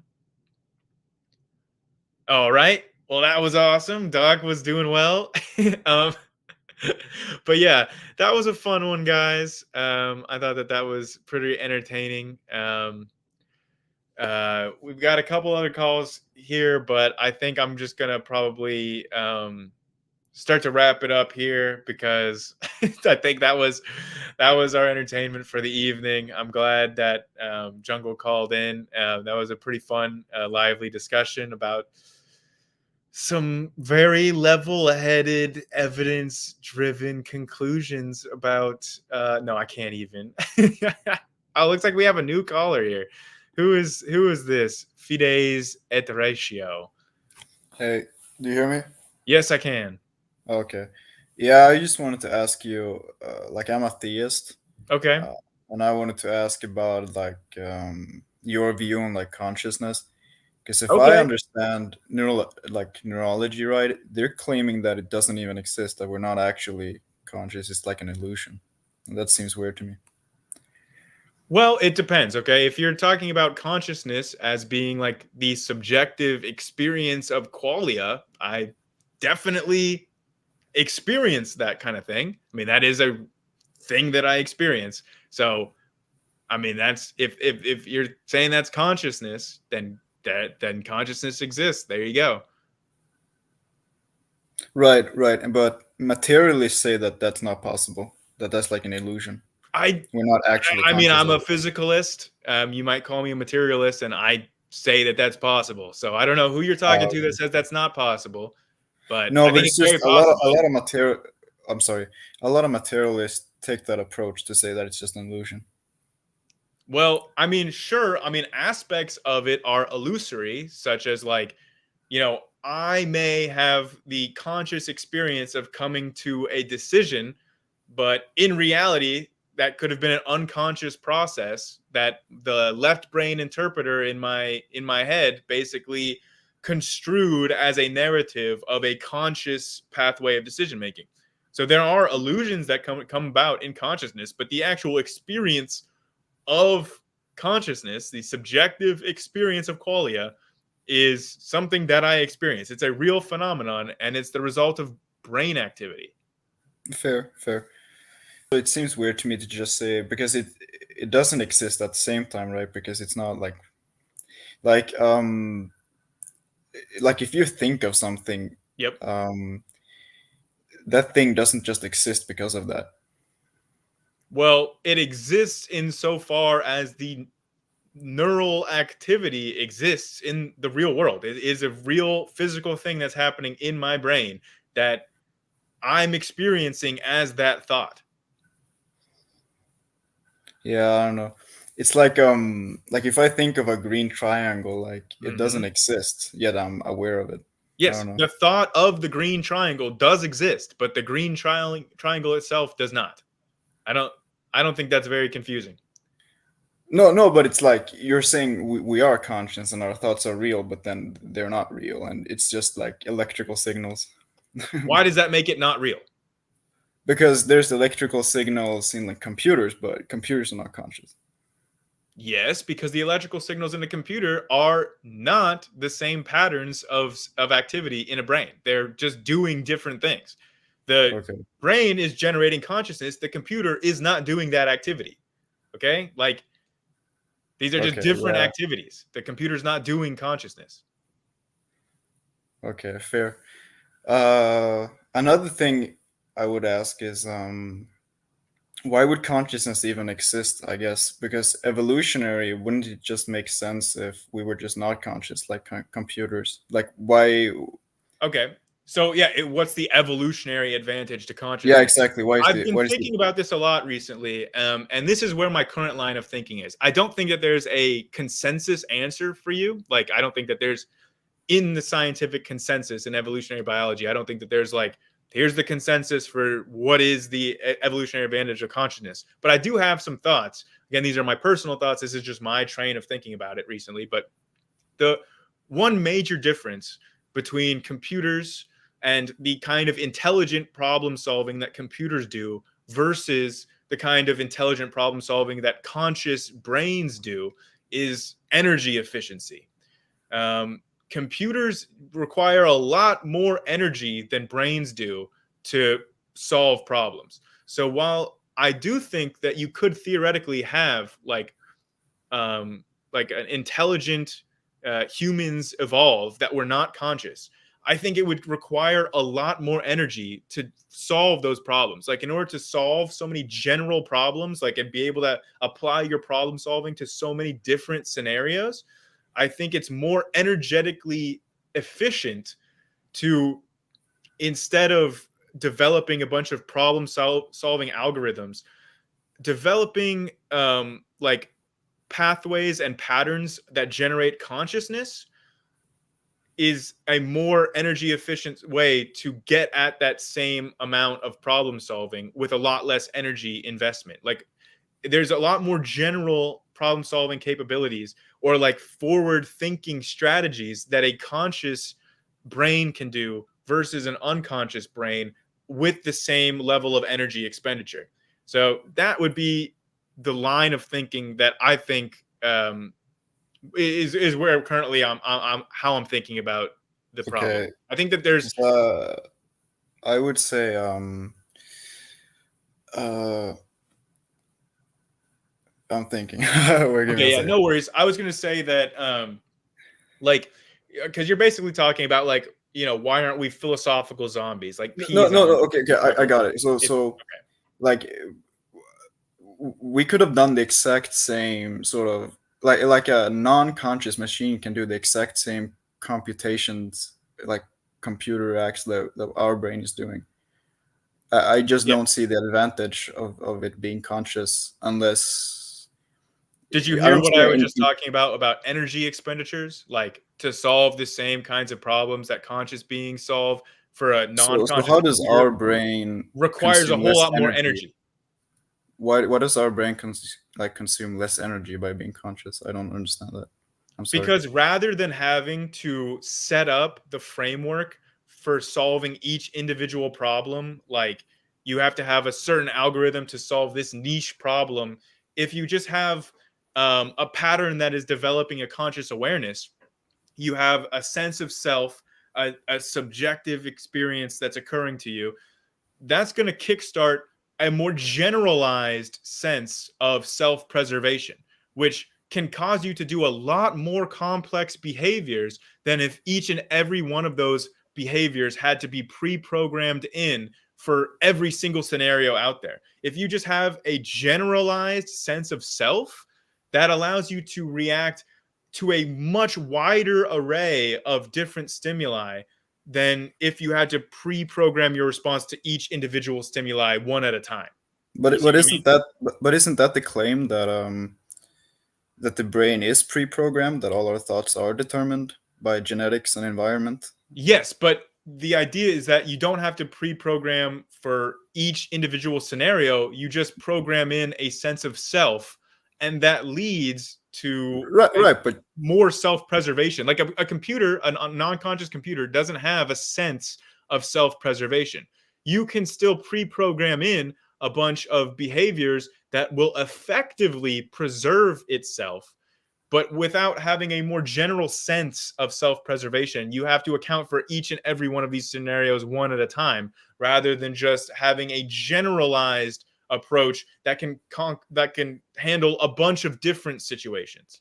so you're saying it would be impossible to have an artificial intelligence be able to handle the same sort of like uh, No, that's conscious I just decision want to say making? that's not what I'm saying. It would just Okay, require a whole lot more energy than a brain okay, does. okay, fair. Okay, And fair. so like evolution is trying to be energy efficient. So, Okay, fair, fair, yeah, I fair. think that P zombies are possible. You could have a philosophical zombie of a human that has all the same behavioral patterns as a regular human, but they have no subjective conscious Okay, awareness of okay. anything. I think Because that's I just possible, wanna. but I think it would require a lot more energy for a brain like that. Okay, because I just want to mention I've heard something of called panpsychism, Yes, and I'm basically, aware of it. yeah, yeah. So basically, it would be like, oh, the reason we're conscious is because we had to. It's like a fundamental thing of reality. Yeah, I think that's very silly. I think it's just a composition division fallacy, um, where you think that just because a bigger object is conscious, then all of its individual parts must be conscious. But I don't think that there's any evidence of panpsychism at all. I Oh, really okay, kind yeah, of find the yeah. whole idea to be quite silly, to be honest. Oh, okay, yeah, and I also thought in that case, wouldn't the singularity kind of be like conscious? The That would just be God. singularity is not like there's not a physical object out there that exists at a singularity. Like the singularity is just a mathematical point at which our current physics breaks. Like the current formulas that we're using to describe thing just start giving out infinite values. They're no longer able to describe what's actually going on there. So we don't Okay, have the physics to describe what's going on at that point. So we just have a singularity. For example, just to tell you what I'm talking about, when you have like drops coming out of a sink, it's technically when you're trying to describe those drops mathematically, there's technically a singularity at the very tip of each one of those curved drops because the math that's used to describe fluid dynamics fails at one tiny little tip at the end of that drop and it starts giving out infinite values. It's a singularity. But there's no, in reality, the drops happen just fine. There's no singularities going on there. There's nothing crazy there. It's just that our math descriptions fail at a certain point in describing it and result in singularities. Like singularities are mathematical objects, they're not like real things that are actually existing in reality. okay. So, can we go into like the cosmological argument? So, what would you? So you would say that the universe came from nothing then? No, I would not. Okay, but you said that the singularity is not like it's not physical, it's not real, it's not ontological. Yes, it's. I would say it's not real. It's not ontological. I would say that basically our physics is not sophisticated enough to describe what's actually happening at that Mm. point. Like we do not have a current description of quantum gravity. So like eventually we get to the point when we rewind the clock back with our physics of like what happens when this universe gets smaller and smaller and smaller, and eventually you just break the physics that we currently have, and they're no longer able to describe what actually happens. And that's what we call a singularity. But eventually, one day, hopefully, we will make breakthroughs in physics and quantum gravity, and we will be able to describe what's happening there.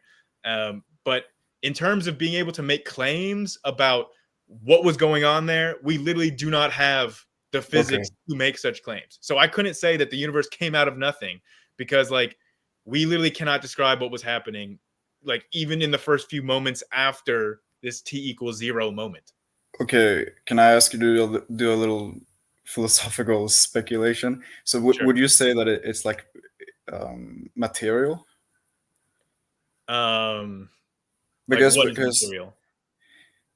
like would it be physically real?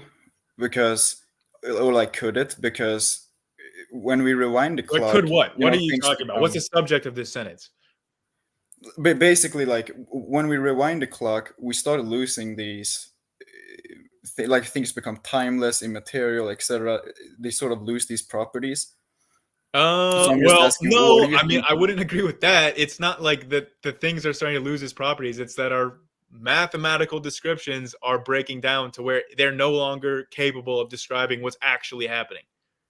You're right, but they're talking like, oh, well, but at that point, time didn't exist. You know, material things didn't exist. So I'm just No, curious, but like, but what? again, we do not have the physics to make claims like that.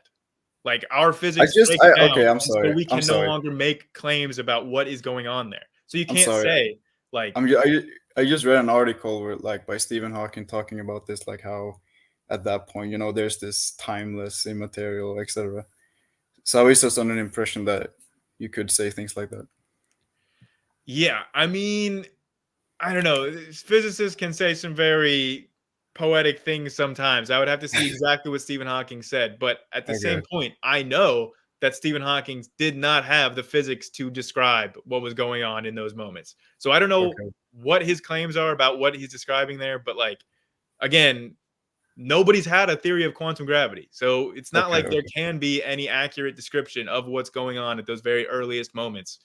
Um, Okay. Fair. yeah. Fair. I mean, Do you believe? there is evidence for like t=0 type moments, but describing what was going on there or what that means for time and space and material or whatever, nobody is going to be able to accurately make claims about that. Okay. I Okay. would say that also, whenever I think of material, I think of matter. Maybe, some people would philosophically disagree with that, but I'm thinking of matter. And for me, matter is something that interacts with the Higgs field, so it has mass. And at that point, the Higgs field could have been in a completely different phase, and mass may not have existed in any way that we would know of it today. Because again, we still haven't learned enough about the Higgs field to figure out if it has different phase transitions at different densities in the universe. So, like, there's literally just not enough known physics to be able to be making claims about such an early extreme point in our universe's history. Okay. And I also want to ask, do you think there's something that exists necessarily? Yeah, I literally do not know. Okay. Because that's sort of one of the things, one of the classical like arguments for God is that there's this first cause, uncaused cause, and at that point you can sort of derive attributes which are similar to God. like some Like people might say that Aristotle like make this. reality itself may be like a brute fact. I literally don't know. I don't have a metaphysical stance on whether or not anything is like necessary or not. I personally think that nothing cannot exist. So maybe that would mean that something has to be necessarily existent. Maybe. I mean I have no idea, dude. Okay, okay, fair, fair. And all, because if you start granting, because some people are like, I think they're called super determinists in physics. They're like everything is literally determined. Super determinism is really kind of fringe. I mean, it's not a very common position among physicists. I've seen Sabina Hassenfelder Yeah, yeah, like talk about super determinism, but she's kind of alone in the physics community. There are not many yeah. that would consider themselves to be super determinism, and it's not the same thing as like hard determinism. It's like making a completely different like It has to underlying do with assumption. like the uncertainty of like basically there's this like uncertainty principle for like electrons. Yep. I mean, it's the And uncertainty principle is for more than just electrons. Yeah. I started this a long time like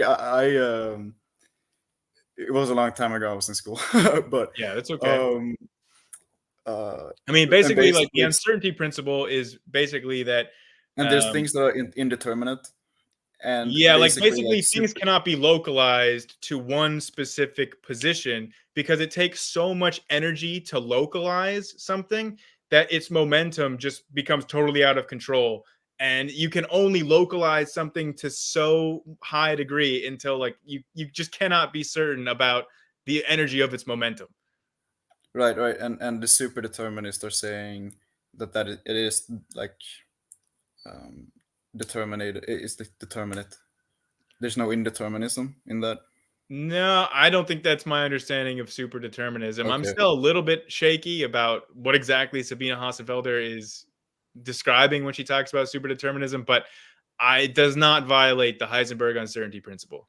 No, no, but basically she was saying that something that was viewed as indeterminate, which is like how something about how electrons move was indeterminate. She said that no, that's determinate.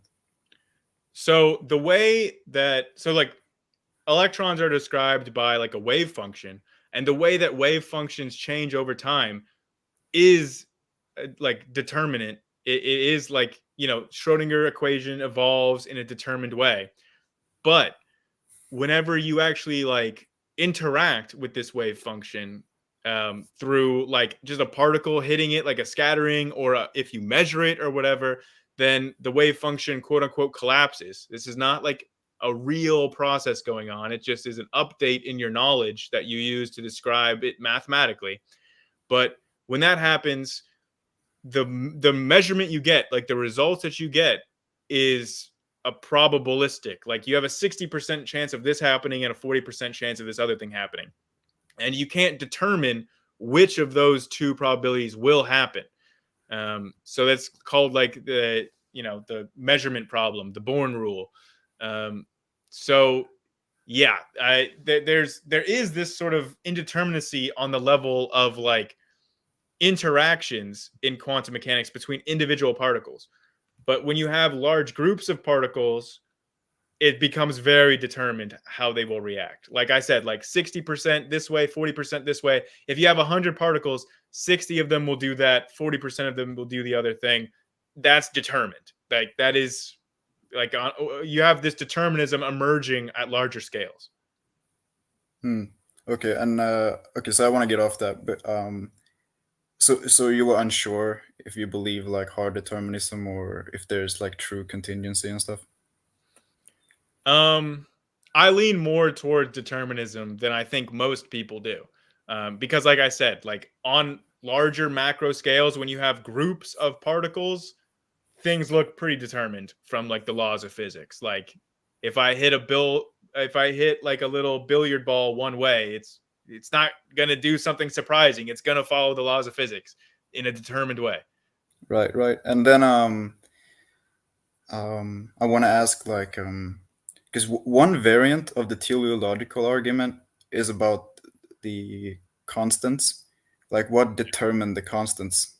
Mm. Wouldn't some of them like would have no cause? So this kind of gets into the whole fine tuning argument. Yeah. And personally, like there have been instances in history where we've had something that was thought to be a constant, just like an arbitrary constant of nature. And then when we learned about more fundamental underlying physics, we understood why that constant had the value that it did. So that has happened before in the history of physics. That happened with something called Fermi's constant, which used to be, people thought it was a fundamental constant. And then we learned about quantum mechanics and we said, oh, okay, this is why Fermi's constant has the value that it does. So it could be the case that there are more fundamental physics that are essentially what are causing this constant to have the value that it does. Like the gravitational constant, maybe one day we'll find, like I was talking about earlier, a theory of quantum gravity, and then we'll figure out, oh, this is why the gravitational constant has this Right, value right. that it does. Can I But can I yeah, do a follow up then?